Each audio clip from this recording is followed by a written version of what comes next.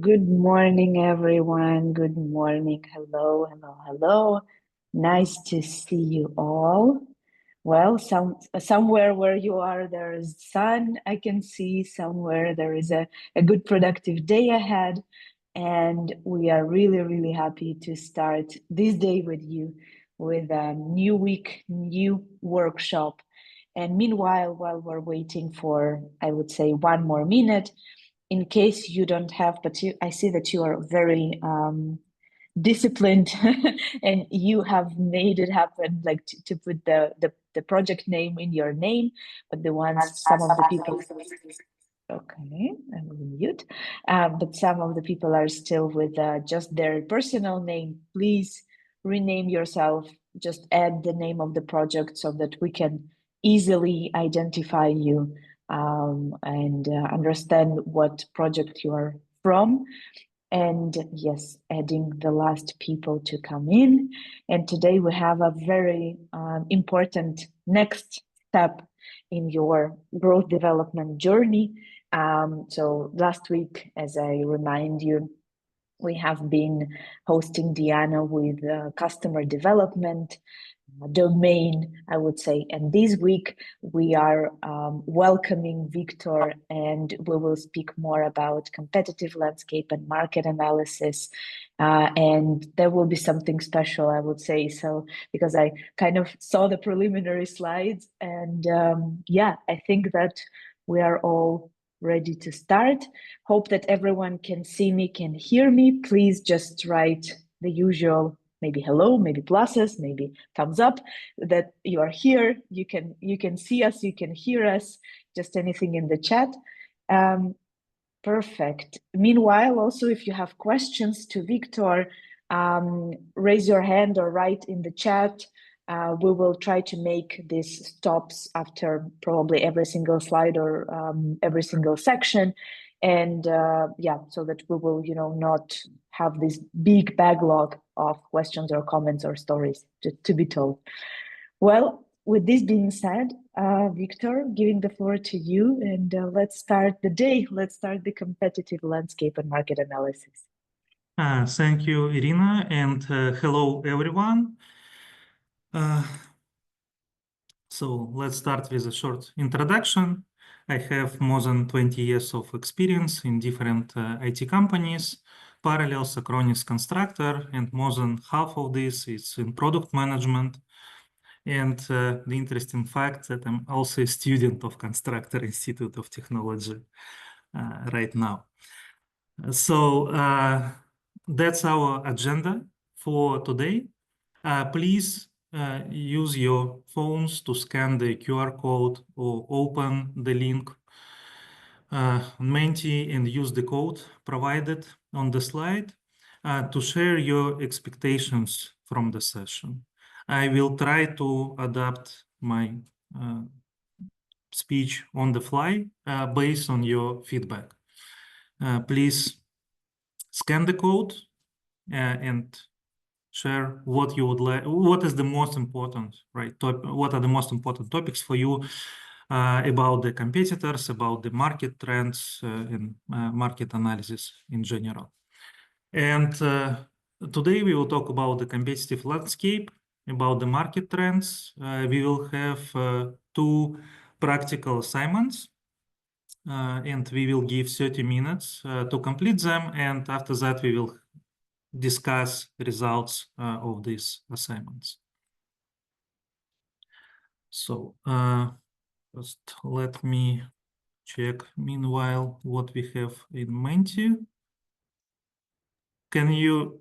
Yeah, I have also added the link so that if someone doesn't want to use the phone or the phone is far away, you can just click and go there and write your words from the desktop. So your expectations are really, really valuable. Okay, we have just few responses so far. Please be more active. Okay, so maybe we can show them on the screen, or yeah, yes. So these are the results so far. Please, more responses. Okay.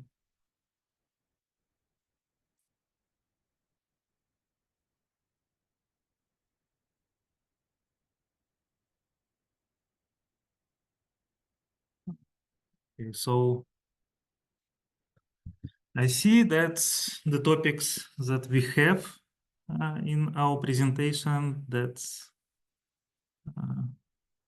okay, good that we are aligned on the expectations and the content we are planning to deliver. Good.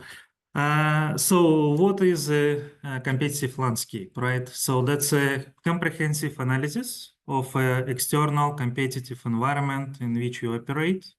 It involves identifying and evaluating the key players on the market, understanding their strategies, strengths, weaknesses, market positions, and recognizing overall competitive dynamics and trends. And the competitive landscape includes several key components. So first, these are the identification of direct and indirect competitors, their market share and their strategic positioning. Then that's analysis of current and emerging trends in the industry that could impact competition. Understanding customer needs, preferences, and behaviors that drive competitive advantages. Evaluation of the regulatory landscape and its implications on competition, and insights into technological advancements that could disrupt or enhance the competitive environment. So why understanding the competitive landscape is crucial for startups? It's vital for several reasons. So for strategic positioning, it's like by understanding where competitor stands, you can make informed decisions about your own market positioning, your value proposition, and strategic initiatives. Identifying gaps in the market allows you to differentiate your products or services and develop unique selling points. And for market opportunities, analyzing the competitive landscape, it helps you to identify unmet needs and opportunities on the market. And understanding competitor strengths and weaknesses can inspire innovation and new approaches to solving customer problems. Nobody mentioned when I checked the risk management, and that's also important, and the resource allocation. So that's awareness of potential threats from competitors and from different regulators, right? So that's important with this European EU AI Act, GDPR compliance, and things like that. So adaptivity, right? Staying informed about market trends allows you to adapt quickly to changes and stay relevant.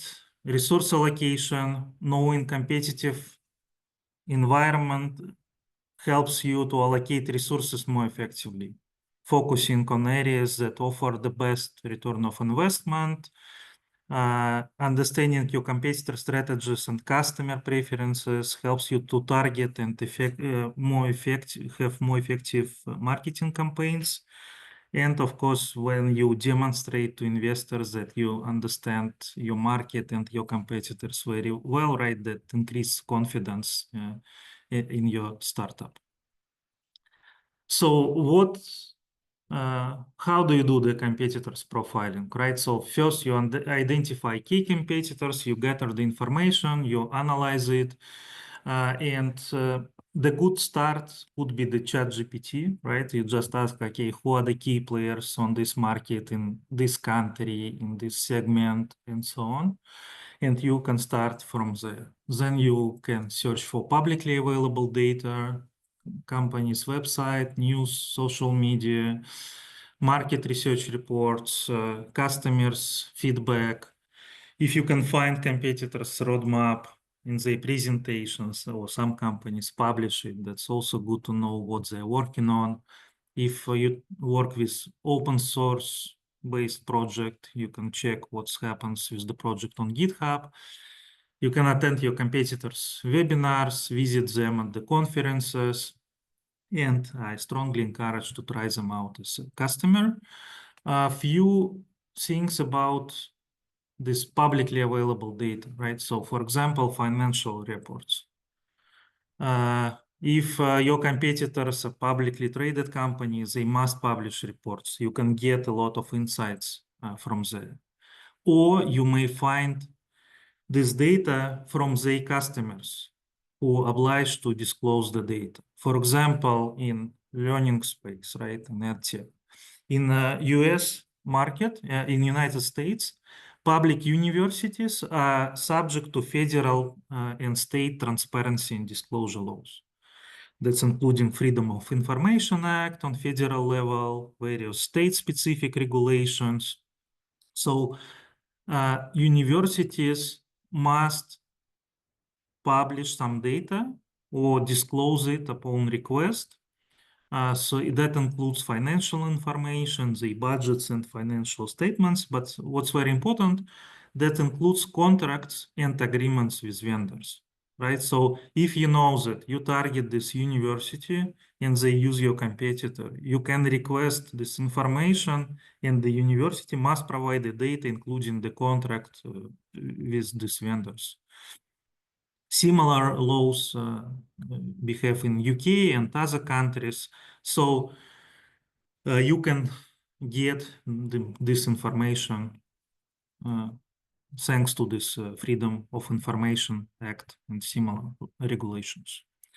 For B2C, it's much easier, right? You can just go, typically register and try them out as a customer.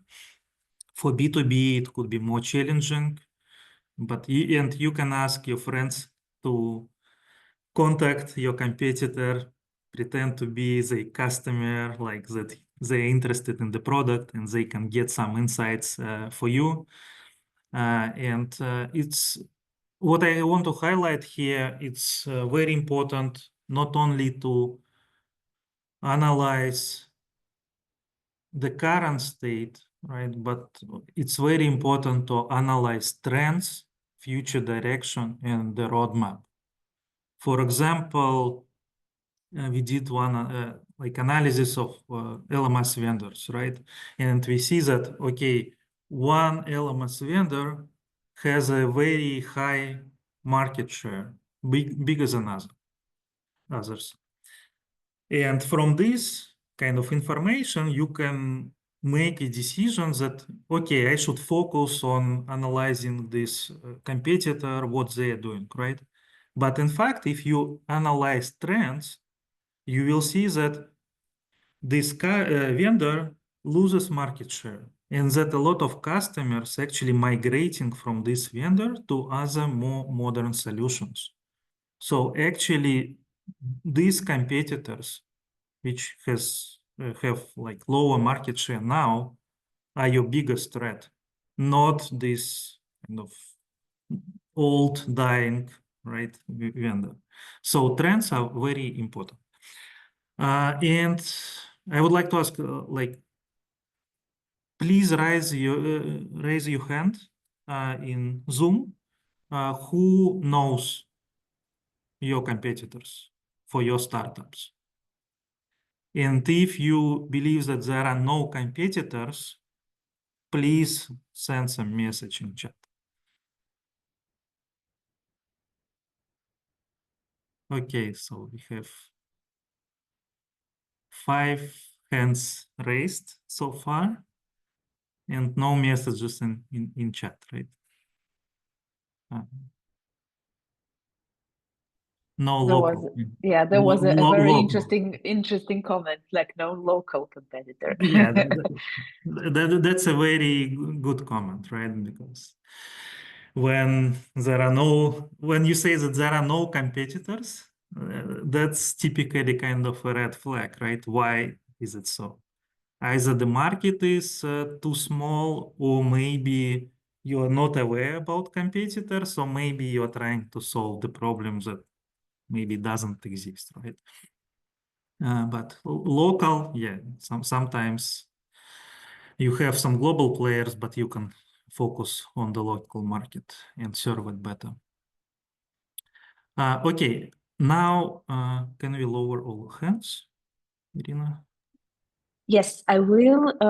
There is also one question that was sent to me privately, if I can just, Yeah. verbalize it.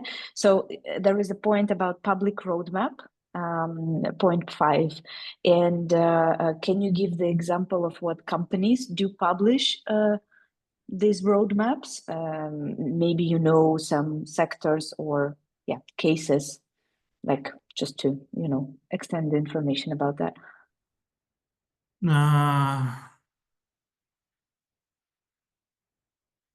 I'm not sure that I can name the company. I mean, I saw No, it just the multiple. sectors, for example, like what sectors do you usually publish? A lot of, I see a lot of startups publishing their roadmap, and there are a bunch of tools actually that helps to manage public roadmaps. By the way, you can search for them. I saw such roadmaps in some hosting space, I remember. I saw it in for some learning solutions, and a lot of for B2B solutions, or B2C solutions. Mm-hmm. So Thank you. And these companies, they collect like suggestions, and they publish the roadmap and like recently submitted ideas on their website. thank you. And also we have Pratik raising hand, I believe, with a question. I think I'll just add to Victor's information over there. What we do is usually if it's a listed company, in that case, a lot of their reports are there on regulatory reports like annual filings and all where the company is going. And sometimes their website also has an investor reporting. So we can scan that and understand where the company is going, the competitor company is going. We regularly do that. Yeah. Good.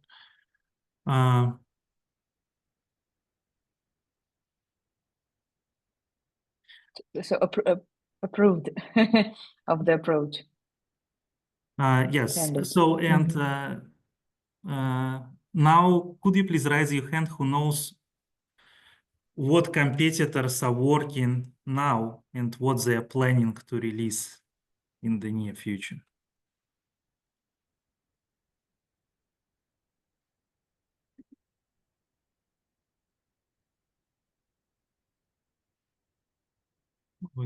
I see less hands, but it's good that we have some. Yeah, that's very important to monitor what your competitors are doing. You can also subscribe to news in Reddit and Google, right, to get news about your competitors, to stay informed. Okay, so yeah, there are more questions if I can ask. I mean, maybe you will just, address them later on. So the first question from Salim from Globalizer. So there are competitors for the market segments in their case, and should they group those competitors in their segments, or just see it as a bulk, or like what's the approach? I guess you will answer it a little bit in a while, if I'm not mistaken. yeah, I think I will address this in my slides, but I would say that yes, you should group them.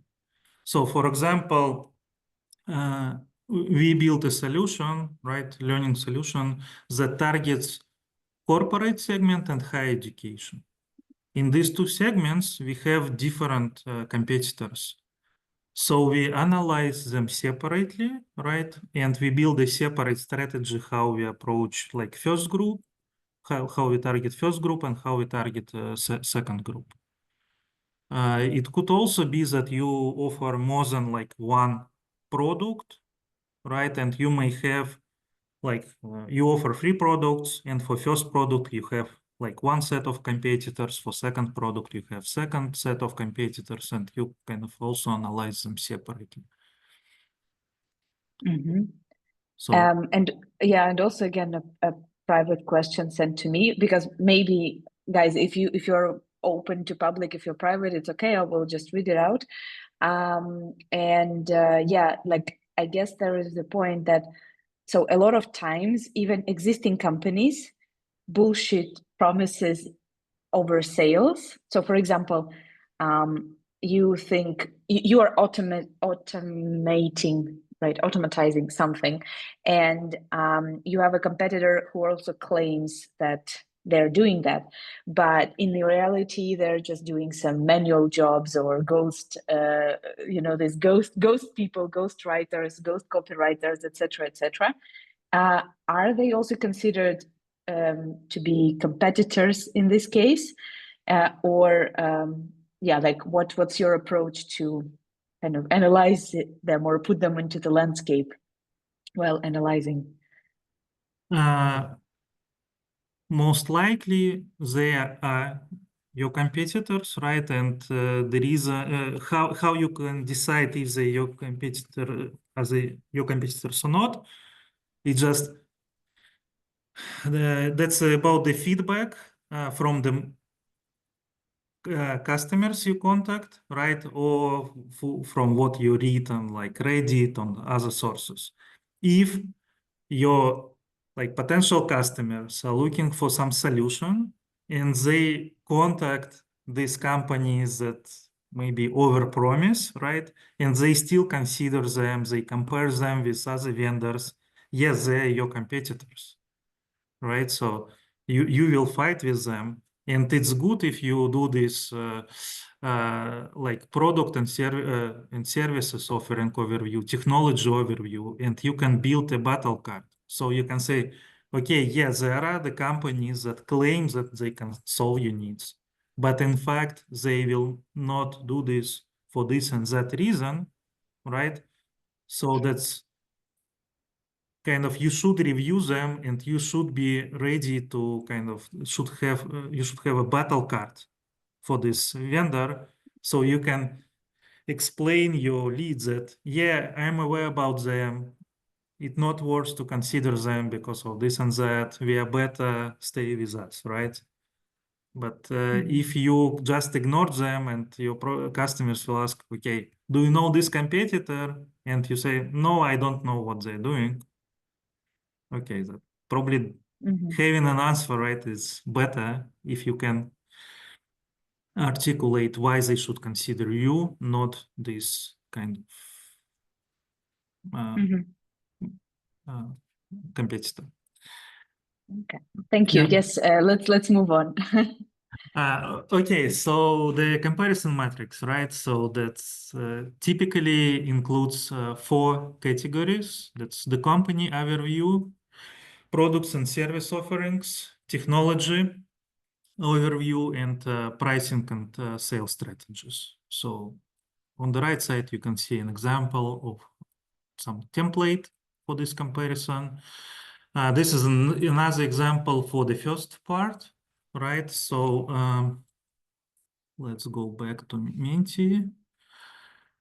Use the same code or scan it again, right? And let's take a look at this comparison, made up comparison that I made, right? And let's try to understand what is wrong with the first competitor, like with the numbers that I put here.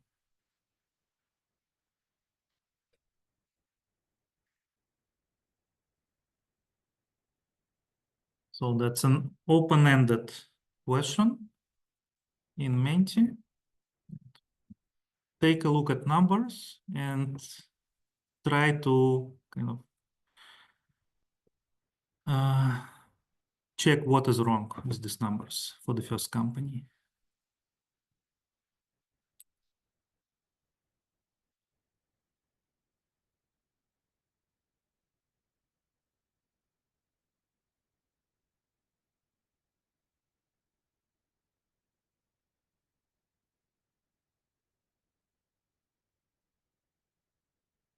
Okay. We have 2 responses so far. And most of them are about like not matching company valuation and revenue. That's probably what you as a startup first look at, right? I would also check that you see that the company was founded like long time ago. They have no major investors, right? They have 1,500 employees and very low revenue, right? So how can you maintain such a team without any kind of investments for that like so long time? Right? Probably the revenue numbers not matching. I agree that valuation and revenue not matching as well, but it could be actually in some cases. So, and now let's take a look at the second profile and what's wrong with it.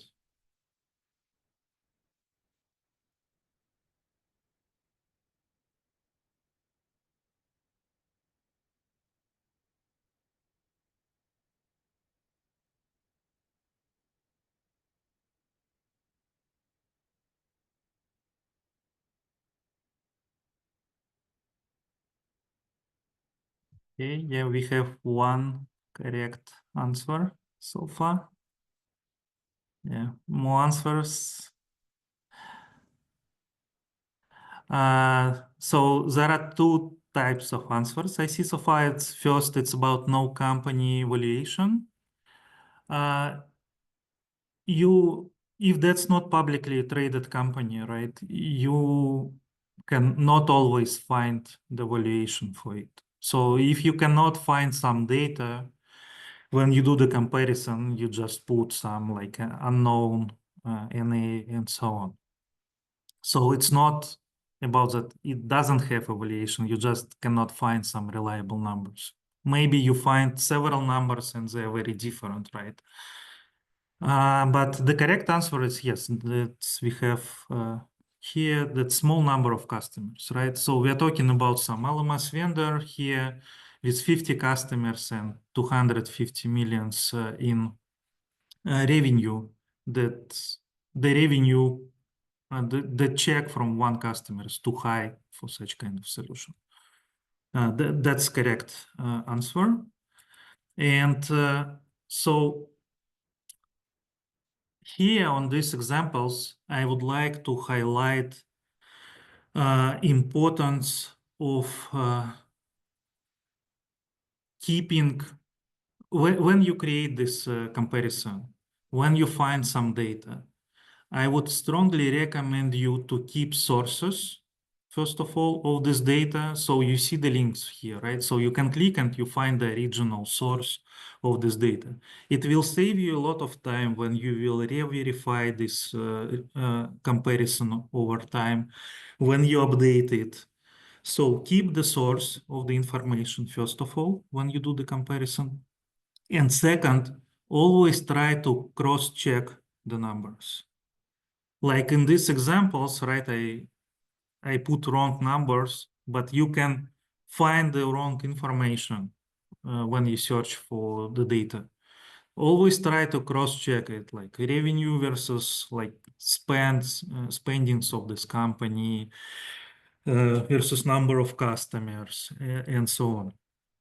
That will help you to make your report accurate. And when you prepare this comparison, right, in your pitch deck, you try to lower the amount of research done by VCs.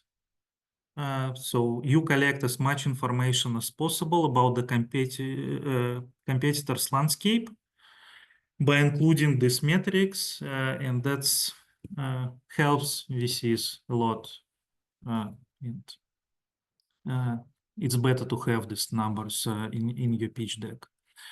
Okay, so that's about the company overview, right? Then you should compare your products and service offerings. It could be feature by feature comparison like here, right? So you put, okay, you can just mark them. We have it, we don't have it, right? Or you can have some grades low, high, medium. Or you can rate them on a scale, okay, they support this feature, like, but not complete, maybe on a scale 3 to 5, 3 to 4. So it could be just some features, maybe some specific scenarios, but you create this like comparison, and we will later see how we can use this information.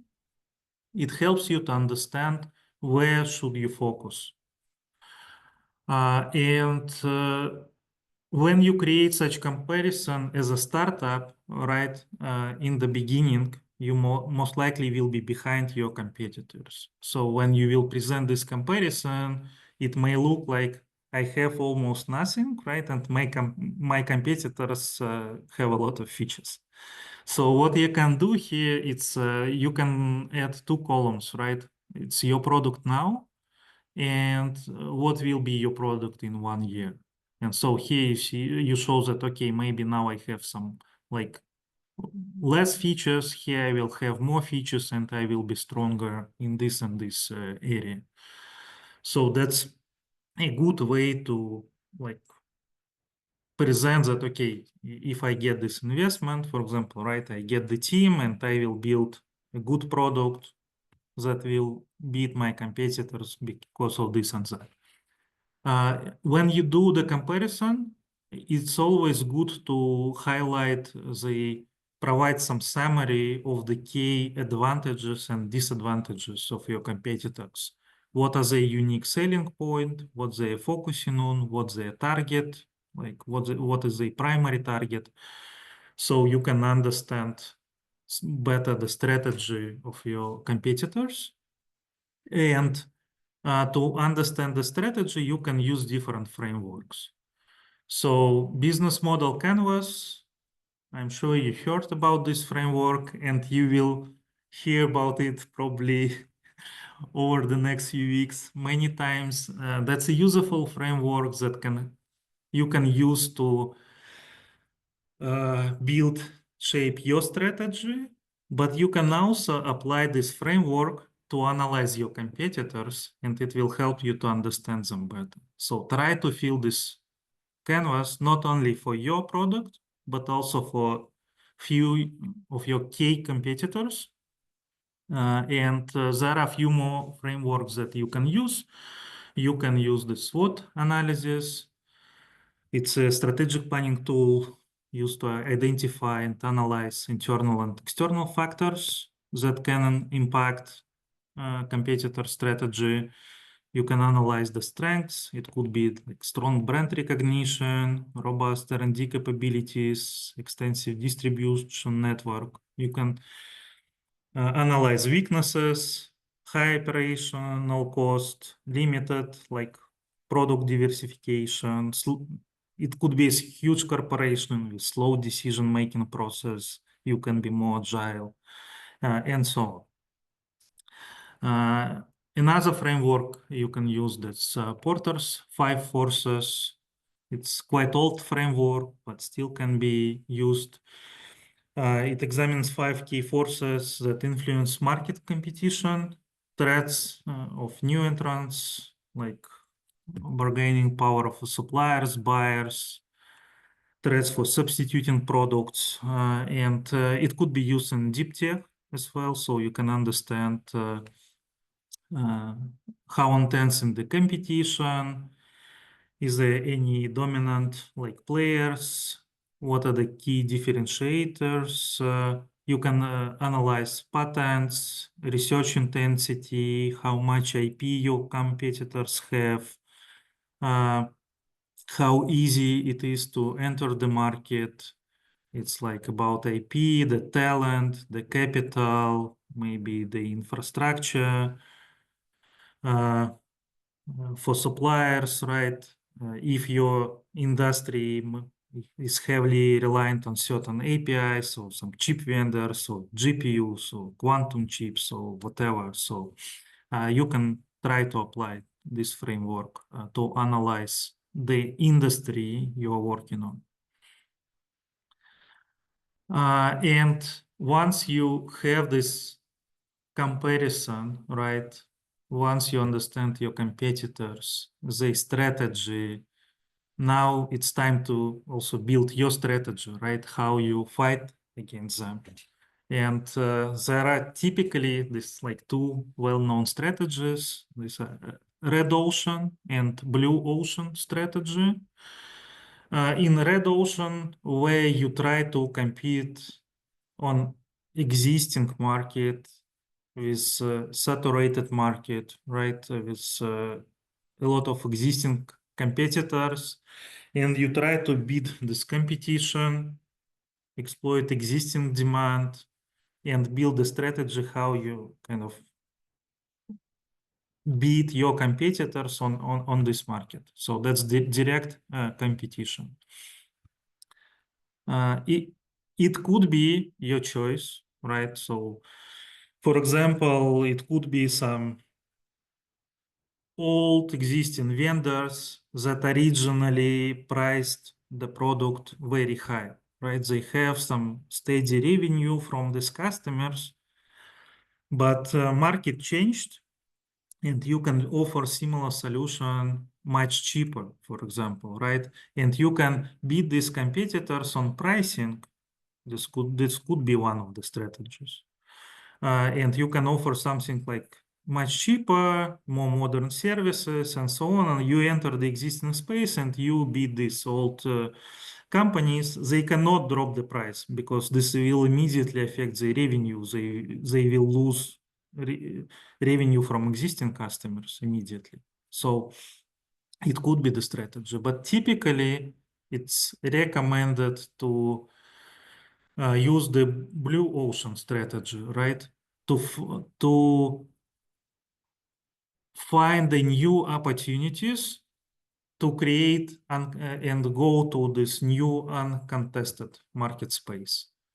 We make competitors irrelevant, right? They're closing one needs and pains. You focus on completely kind of different needs, and so you create a new market, right? And then you don't have to compete with the existing vendors. You just offer the like solution for some different customers' problem. It's you can apply this blue ocean strategy canvas to analyze how you can focus like your product development in this blue ocean strategy. How you do this, it's like you have your feature comparison, right, created. So you split, for every feature you assess how your competitors are focused on this, on closing this specific kind of scenario on a rate, say, from 0 to 6. And then you group all these features or scenarios into 4 categories. So here you have the new scenarios that you created in your blue ocean strategy, and you put a lot of efforts on closing these new kind of scenarios. Then you identify raised the scenarios that your competitors serve, but for your case, you should serve these scenarios better than they, so you also put a lot of efforts. Then you have a set of features where you kind of can have some support, but you don't necessarily need to have it like on the best possible level. So you put less efforts here, and for some features you just say, okay, for my scenario I just ignore them, and I'm not wasting my time on closing this gap with my competitors. It's irrelevant for me. So, and that's how you can kind of, in this blue ocean strategy, prioritize development, right? Where you should focus your efforts, and this way you can quickly like launch new product in this blue ocean. So here we have an example of Coursera, Udemy, and Masterclass, right? So Coursera and Udemy was well-established players. Coursera is focusing on providing in-depth and technical courses hosted by qualified university professors from accredited institutions. Udemy offers high variety of sources of courses, but they can be made by anyone, and quality and depth can be very can vary very highly. And Masterclass, they created a new segment for them, so they positioned themselves as online courses that are visually pleasing, entertaining, and enjoyable. It's like the commentary. So instead of university professors, they invite celebrities. So they created a different kind of way of how they create content and deliver content, and they focused on different target segment. So Okay. there are a couple of questions regarding these two slides. First one is, does competing in a blue ocean mean there are no competitors? So, I mean, I guess you already kind of proved that this is not the case, but maybe you can summarize like what does being in a blue ocean mean? And yeah, just maybe some features versus, red ocean.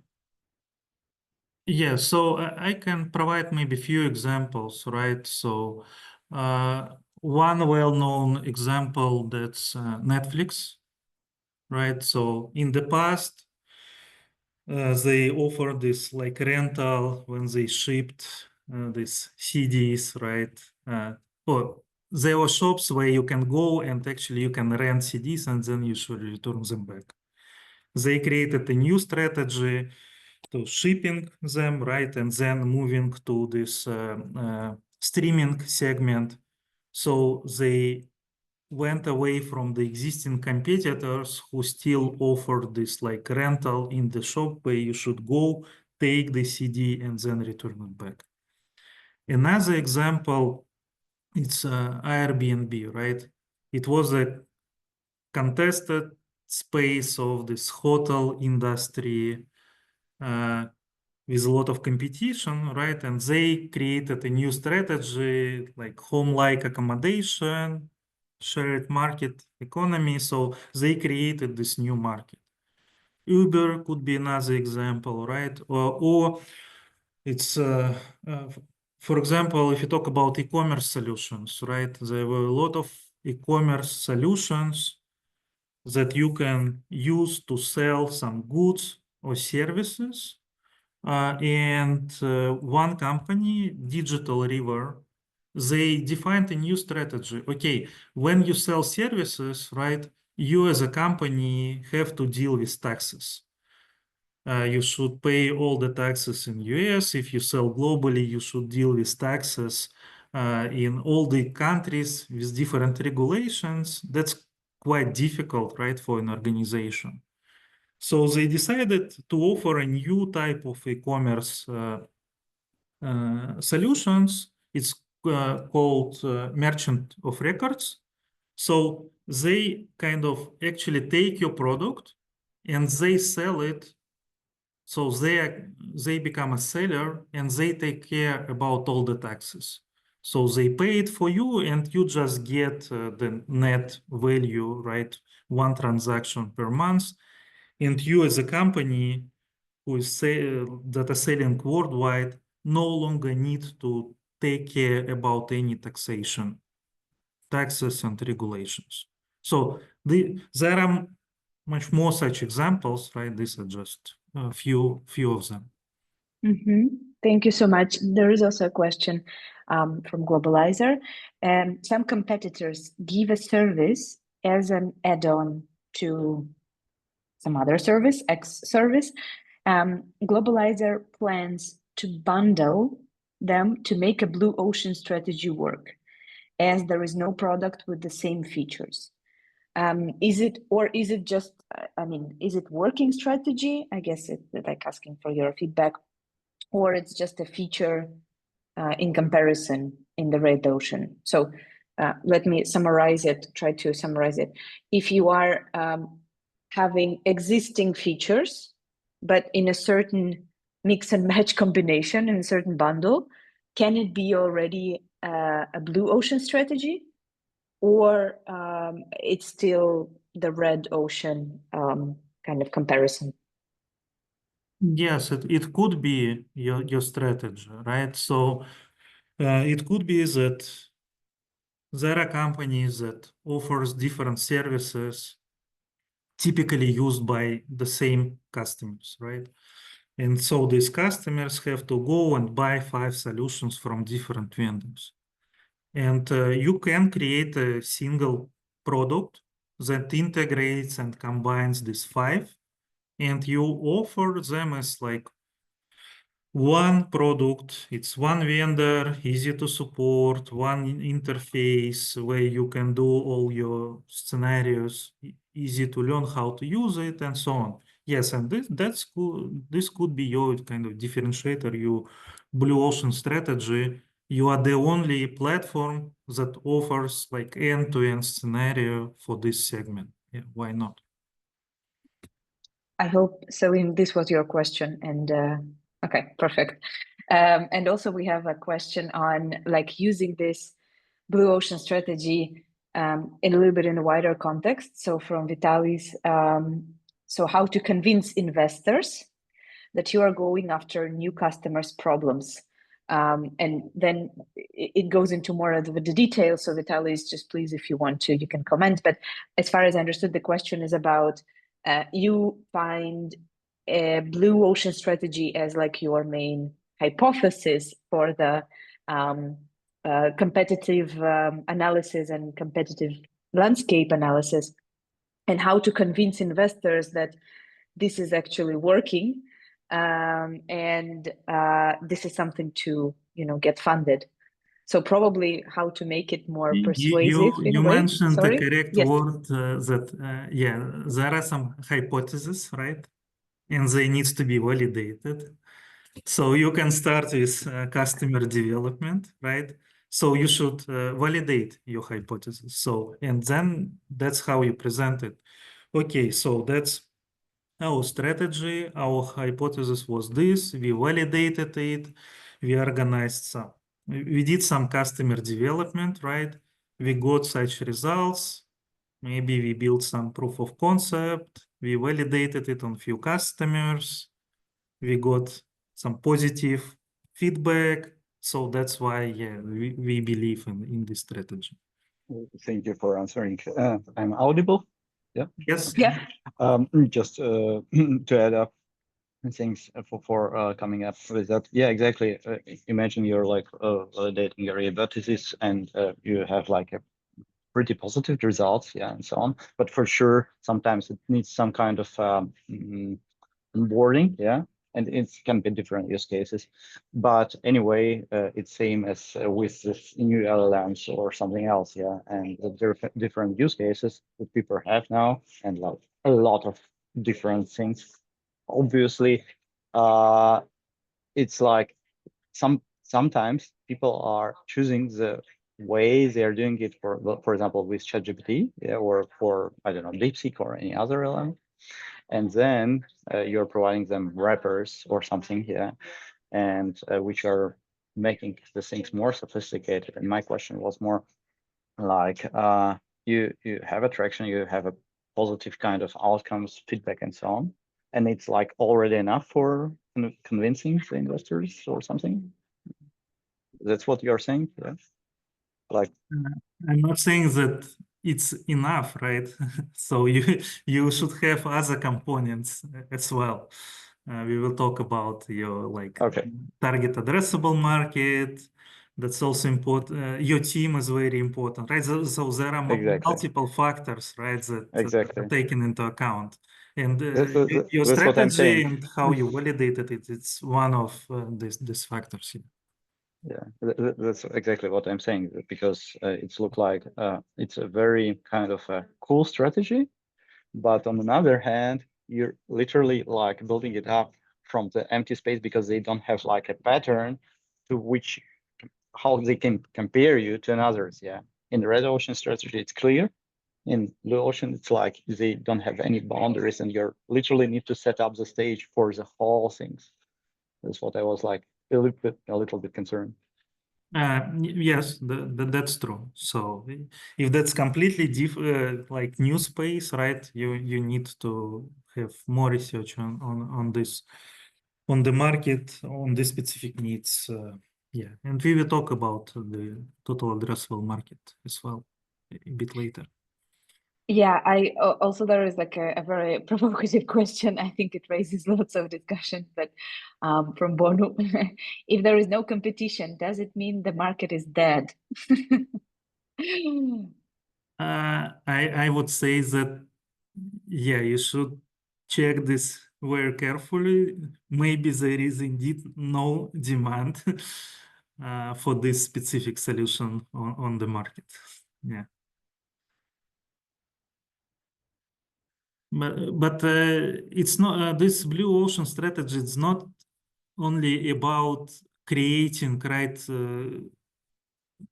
market just from scratch, right? So it could be that you just kind of take the existing solutions and you apply it a bit different focus, trying to solve some different, maybe new emerging needs, right?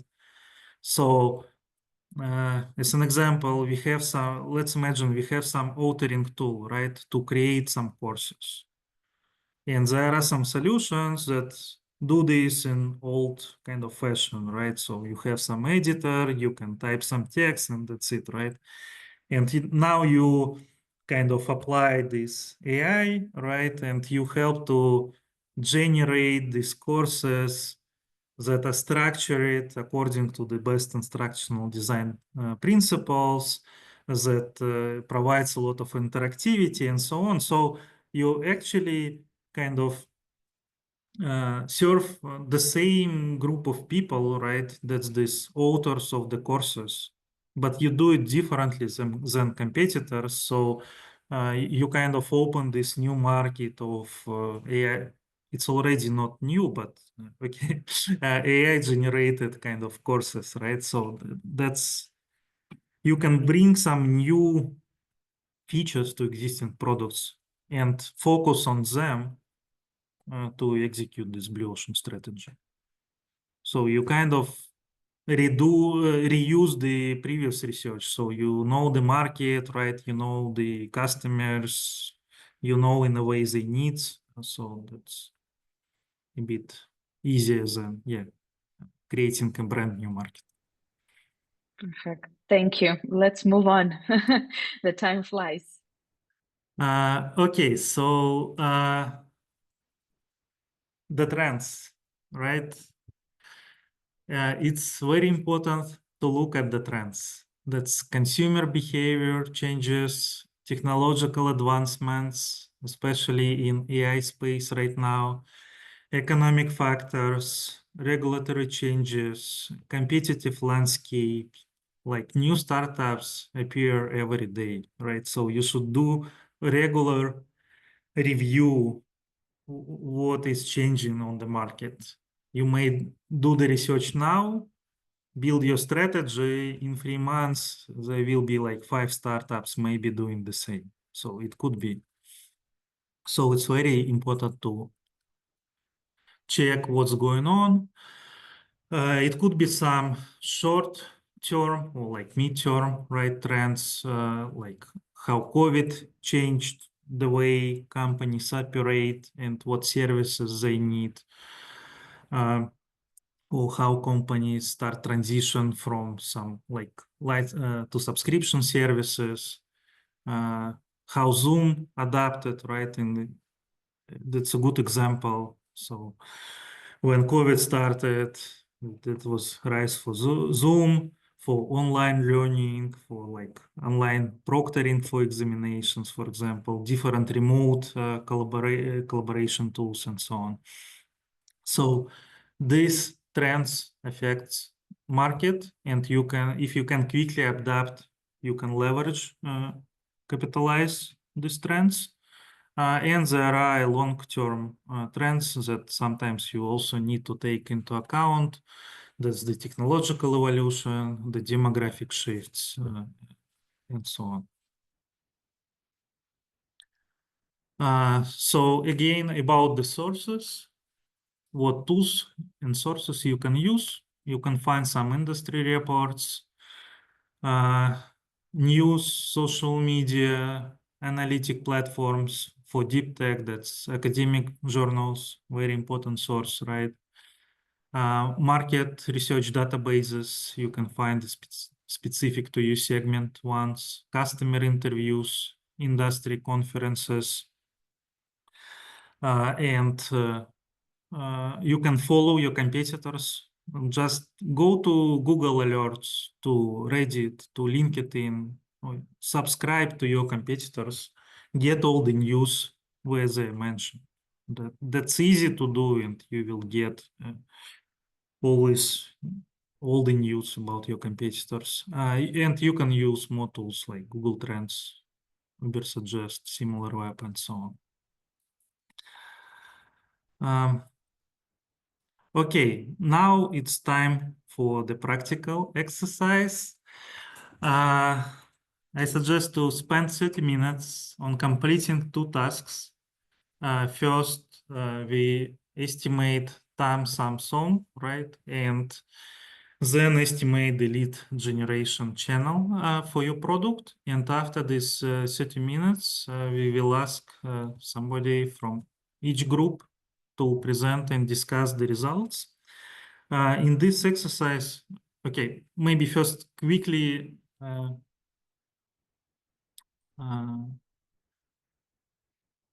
quick reminder at what time sum sum is, right? So that's when you do the analysis, you analyze your total addressable market that includes the total volume of the product market in which in all countries, right? So and then you narrow it down to serviceable addressable market, to some geographic regions, to some segments. For example, if we talk about EdTech, right?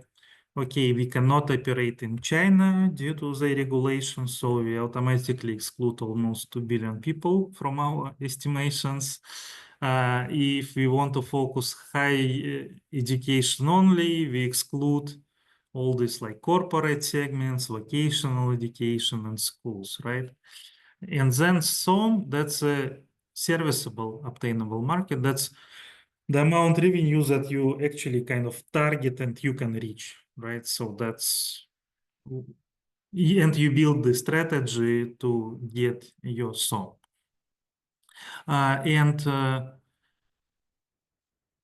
I would like to highlight here specifically, right, for the pitch deck when you calculate it. VCs would like to see numbers coming from detailed market sizing specific to your product, your segment that you are targeting, and not some kind of general wide industry number, which is super inflated typically. And you should have some sources for your numbers, right? You cannot just like ask ChatGPT, what is the total addressable market for my segment, get just the number and put it into your deck, right? You should be able to kind of refer maybe to some reports or explain how you calculated the TAM. VCs do not have some specific cutoffs, but I believe they are looking at minimum of like 1 billion realistic TAM, right? So if you calculate your TAM and it's very small, maybe this business is not that. Okay. This business is not that interesting. It could not be that interesting for VCs.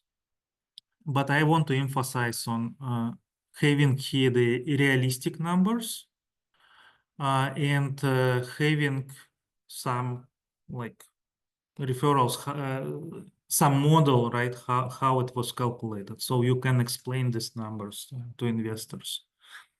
And there are two ways how you can calculate TAM. So it's a top-down approach. When you get the broad market size, typically from some industry research reports or databases, and then you narrow it down, right? So I take a tech market, 10 trillions by 2030, educational market at tech, it's 1 trillion from it, right? Then I exclude China. Maybe I don't want to go to India, Japan, whatever, some other countries. Okay, then I want to target the corporate segment only. So you kind of narrow it down until you get kind of your market that you really target. And that's kind of your number. So it's top down. From the broad market size, you narrow it down actually to the segments that you cover. Second approach, it's bottom up. So you start with your own business metrics, like your pricing, sales data, and you scale up based on the number of potential customers. So you identify, okay, I want to target SMBs with less than 100 employees. Estimated number of my customers, it's like so many millions. My average revenue from customer, it's like $1,000 a year. You multiply this all and you kind of calculate your total addressable market. So define the price point, define number of customers or units or whatever, right? And if I sell my product to every kind of possible customer in the world, that's my TAM. And in the exercise, I suggest actually to have your TAM calculated both ways, and I would like you to compare the numbers. So most likely you have your TAM calculated, but I guess you did it just using one of these two approaches, and most probably that was the first approach. So I recommend you now to calculate it using both and compare these numbers. And it would be really interesting to discuss your results after these 30 minutes. I would suggest that the first number will be much bigger than the second one, but let's see. And as a bonus part, that's the third task, estimate your compound annual growth. To see again the trends, right? This is your TAM today. What will be your TAM in 5 years? That's also important to understand, because the numbers could be small maybe now, especially for deep tech, right? But with very huge potential, and maybe in 5 to 10 years, this market will be very huge. And then the second task is to estimate lead generation channels, right? So if you're targeting, say, healthcare vendors, right? Okay, maybe there are few hundreds of them in the world. You can list them and you can contact them one by one. So you can actually reach your channel to get to your SOM numbers. But if you say have some B2C service, right, in quantum computing, and to reach your SOM, you need to have 1 million customers, and you decide that your channel will be Google Ads and Instagram or Reddit, for example, right? So you can go to Google Keyword Planner and check, okay, you want to get your leads using specific keywords. How many times a month, like, or a year, right, these keywords appears in the search. or on Reddit, right? How many times like people asked about these specific things. And it could easily be that you will calculate your SOM hoping to get certain number of leads through specific channels, right? But then when you estimate this lead generation channel, you can realize that you cannot reach your targets like using these channels. So you need to update your strategy, either use different channels or maybe change your targets. So that's very important. Again, that's about cross checks and validations of your strategy. So these are the tasks. Irina, you can probably explain how we will split people now. Yeah, we're doing it again like as a point of self-identification. So you see 3 rooms open, B2B SaaS, EdTech, and Deep Tech. So like just in the same, like in the first workshop, you can split and choose your rooms. Well, there is like a question from Alejandro here about 2 business models, but I also guess Victor can move from room to room to kind of, if something address all the questions, right, Victor? I think you are a co-host, so you have this. Well, let's check this question. Maybe Okay. address it now. But okay, let's first then do the. So what is the question? Just Alejandro, maybe you will just comment quickly, or should I just, because it seems to be like a very personalized. So in our case, we have two business models. We calculated the total addressable market separately. One of them is can be considered like the cost of acquisition of the equipment, the initial equipment is one-time sale, and the second business model is from recurrent revenue. So we have the 2 terms. The first one is calculated as total amount. It's a big number. And the second one is a lower number, but divided by per year. Like every year will be, again, should these 2 numbers, should I combine them at the end of the slice of the business models presentation, like to say the general business opportunity to the VCs, or should I leave it just separated and if I need to combine it, how to combine it? Because 1 year, okay, that's the number for 1 year, but after 10 years is different. I don't know if that's clear. That's a good question. Let me think about it, and I will try to answer a bit later. All right, Okay. then, Pratik, yes, you have a question for everyone, or yeah. Yeah, same like Alejandro. I mean, we have products which are for multiple types of cancer. So in that case, when we are quoting the TAM, SAM, and SOM, shall we focus on entire product, 3 or 4 types of cancer that we are developing, or immediate product that is going in the market?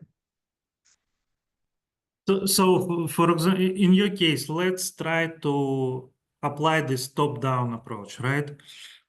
So you kind of estimate the healthcare, you take the healthcare market, right? You narrow it down to all types of cancers, right? And then you narrow it again to the type of cancers that you cover right now, right? So for example, that's 5 types. So you estimate your TAM for these kind of 5 types of cancer right now, right? And if in your strategy, say in 5 years, you want to cover 10 different types, right?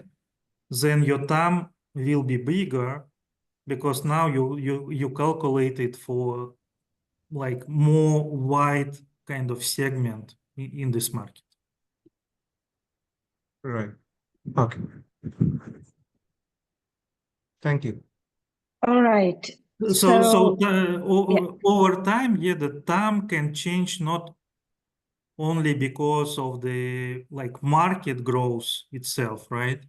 But also because you can like offer more services or cover more scenarios, and this way your product like serves more like users, right? So that's two different factors for growing your TAM. All right. Then I think that we are now splitting into the rooms. How much time though we give? Because I remember that we were thinking about 30 minutes, but now the time is flying so fast. Maybe we will go with something like 15-ish. Is it okay, Victor? Yes. So So I see a couple of more questions, right? So one, I think I answered. So if we should include our future products into TAM, yes, right? If you're planning to develop them, then you say that, yeah, that's my TAM, right? When I build my product, that's what segment I serve. And the question is, how can we estimate TAM sum and number of users instead of abstract industry volume? Yeah, that's this second approach that I described. Yeah. all right. So then let's give 15 minutes. So in 27, we're meeting here, 27 minutes. So please, everyone, you see the rooms are open. Please go ahead with the rooms of your domain, and 15 minutes starts. So see you in a bit. All right, I see people joining. Perfect. So just click on the invitation and choose the room of your industry, of your domain.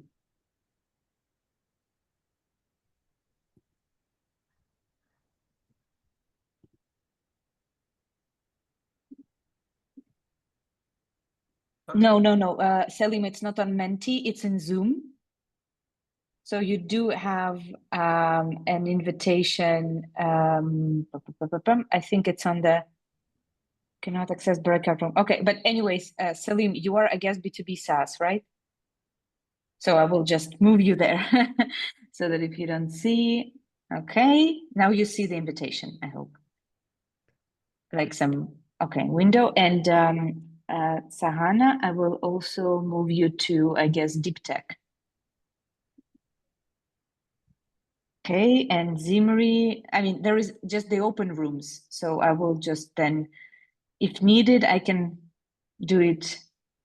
Same issue B2B. Okay, perfect. Bono, I'm sending you to B2B.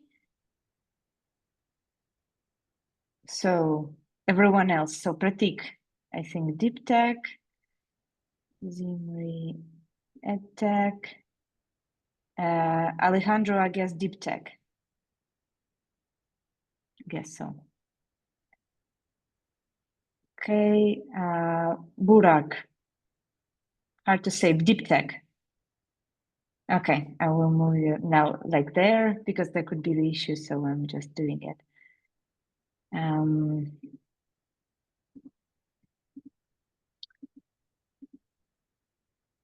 right. Oh.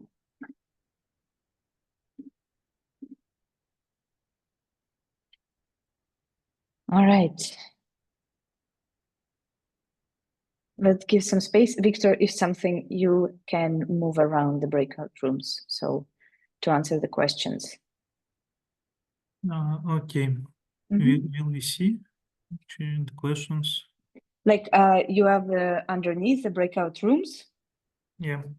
And you can just join, you know, in, I don't know, 5 minutes here, 5 minutes there, 5 minutes with a third group, just to join the rooms and maybe address some of the issues in there. I mean, that will be raised vocally. Sorry. Okay. And I will be here if something.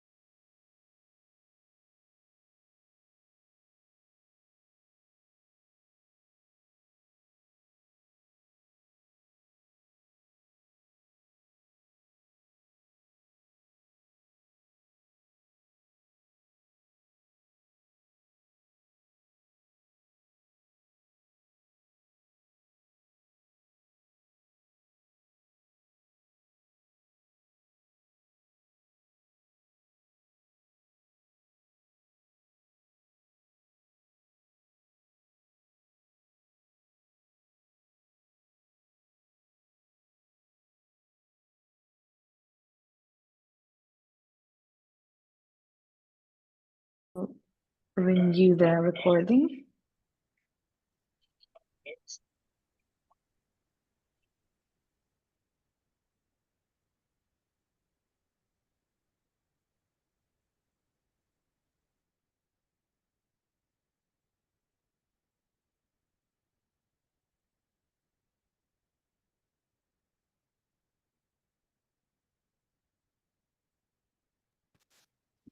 Okay, welcome back, everyone. Let's go on with a quick, maybe just, I don't know, as a round of what have you discovered, kind of. And yeah, we have a little bit of time left, unfortunately, as usual. So maybe just, one person per room wants to say something, and maybe we'll start with deep tech. So we'll go deep tech, ed tech, and B2B SaaS. Just someone from that room, just to say, what have you discovered, lessons learned, and so on. Yeah. Sure. Bulat, I can present any, you mind taking us through how we calculated this? I think Pratik, you can do it by yourself because I mean Okay. it's your area.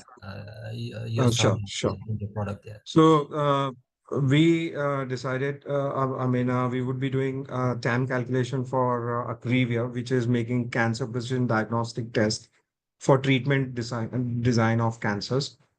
So overall, globally, we searched from the WHO report that there were about 2.3 million new breast cancer cases every year, which makes it a 4.6 billion market. And SAM, because we are focusing on the US market immediately, so about 360,000 new cases are detected every year. So that makes it a 720 million market.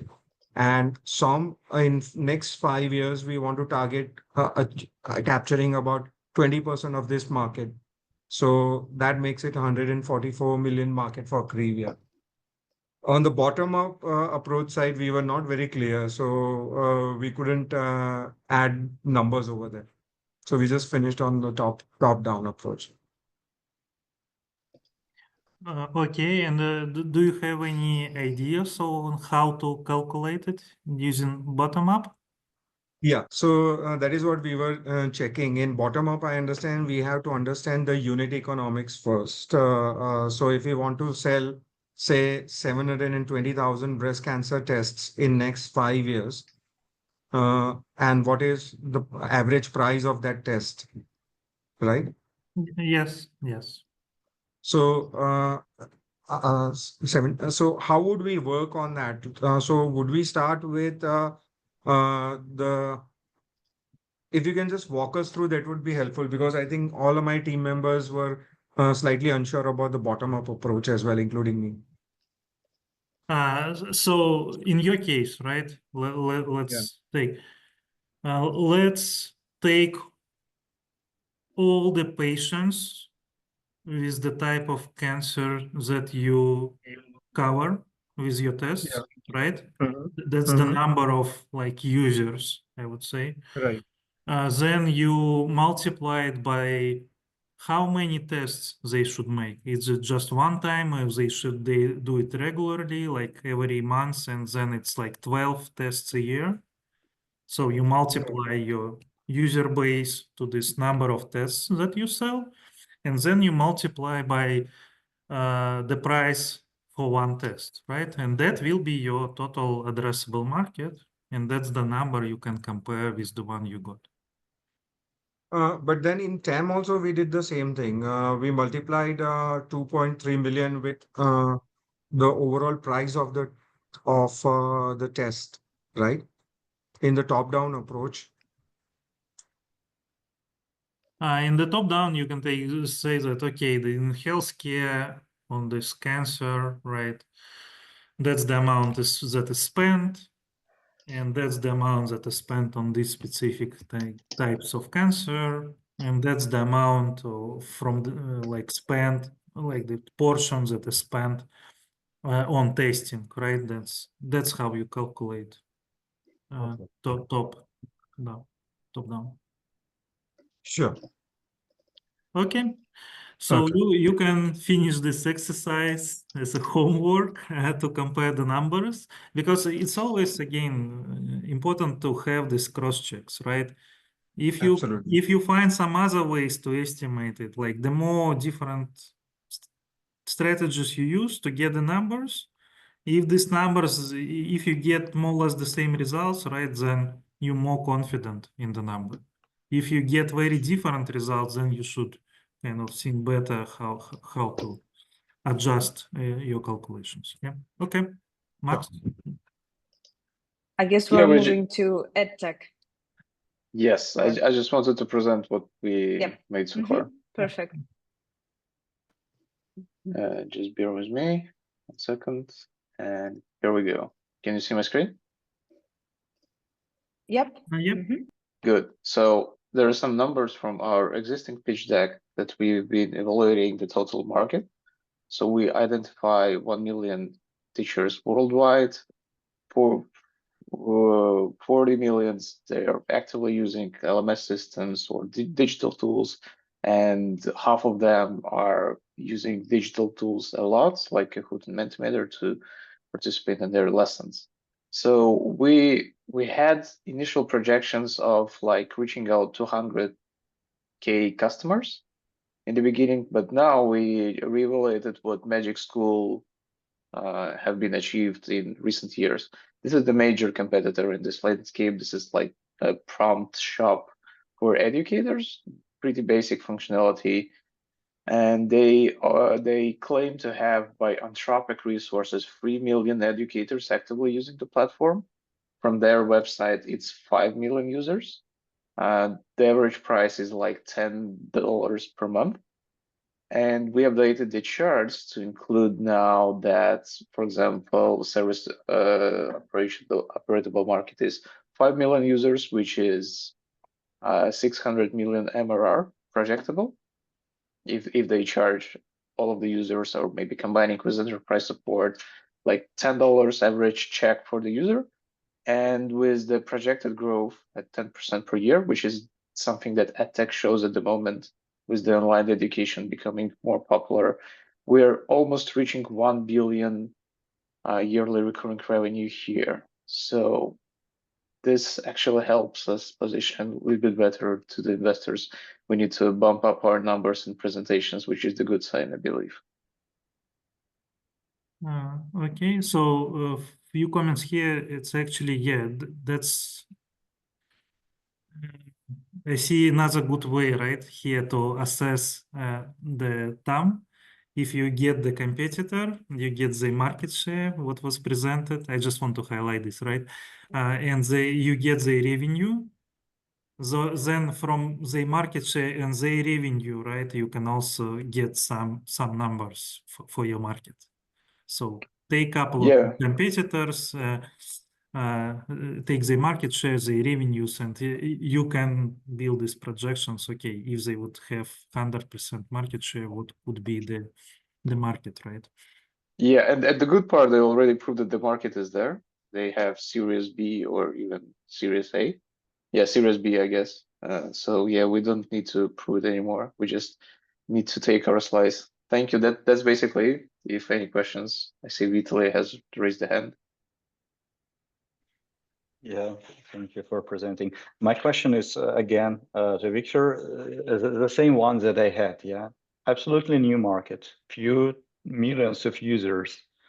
How investors are really looking on it? Yeah, because you see the things. Yeah, numbers are crazy. Adoption is crazy. It's absolutely like blue ocean, literally. Yeah, and now taking this one numbers, which I really respect the Max approach. Yeah, we're like saying that it's a hypothesis, and hypothesis here becoming like more like a trading part from the investor, I would say, rather than reality, because it's actually reality.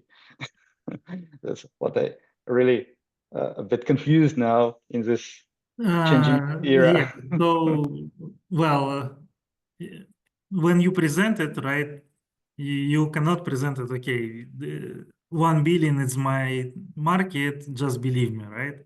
But you can present it in a way that we believe that we serve this number of users, right? And that's how it's calculated. So you show that, okay, we calculated it this way. This is our price point.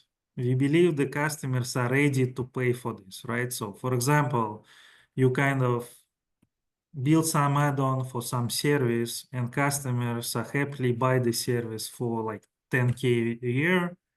You provide a lot of value on top and you charge, I don't know, 10% from the current average check, right? Okay, these are the numbers I'm ready kind of to believe, right, in a way, with some other proof points. So you just kind of explain how you calculated it, right? And for any number, you can discuss, like in this conversation, that okay, I saw in some presentation here we will customers who use this, right? They spend like 40 times more. Okay, I personally kind of struggle to believe in this 40x, right? 40 times, but you can explain to me how is that, right? So, okay, these are real examples, right? This is the comparison. You see here, that's really like 40 times more in the check.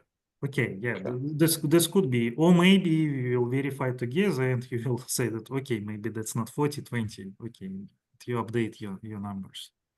So basically you need to search for some investor who is like already like very open-minded to the current state of like market and so on, because I mean, it's literally like we are building this on assumptions on some data that was presented, maybe not even validated with years, yeah, because it's like literally new technology.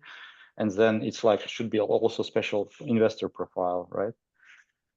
I'm not sure about the special investor profile, right? Every investor, one way or another, validates these numbers, right? So they either do it themselves or they ask you to provide these numbers, right? To explain how you get to these numbers, and then they decide. Most likely it will be the second case, right? Because they cannot do it for every startup they review. That's why you just should be ready for it and shows that you're confident you did your homework. Thank you. So we don't have much time, but I think that it's perfect to say thank you so much, Victor, for participating and also spending a little bit extra on questions and answers and engagement with our teams. And also want to say thank you to all the teams. I don't know if we will spend more on B2B SaaS or we will close it this session now. I hope so, yeah, because everyone is already, I see, digesting the information. As usual, I am sending in the chat the feedback form, so please anonymously mark what we've done wrong, what we've done well, and yeah, maybe some improvements that we can already implement since the next week. Meanwhile, well, reminding you of the mentorship session, if in case you haven't arranged specifically individual time, if you have individual sessions, then you go with the flow. And also separately, if you haven't, then just come by tomorrow at 12 or 12:30 Central European time. Yes, Pratik, all the presentations and recordings are in the table. So, I mean, I'm now filling in the Google Sheet and I'm reminding you after each and every workshop to get it there. So it will be there, no worries.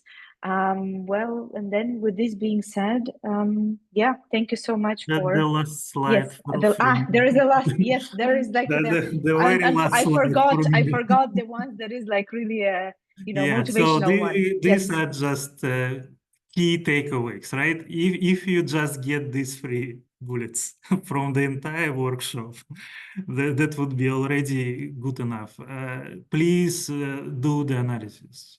Do it regularly because the market changes fast, and make it accurate, verifiable, right? So do not neglect or like ignore these activities, yes, they take a lot of time. You may not have time for this. You want to focus on the product, on prototypes, on development, and customers. But you can really regret if you miss this part when you plan your strategy and when you build your startup. So. All right. Thank you so much, Victor, once again. Thank you, everyone, for again being the last survivors. And seeing you, in the chat and the next workshops and online and everywhere. Thank you so much. Have a nice afternoon, everyone. Thank you. Bye. Thank you. Bye. Bye-bye.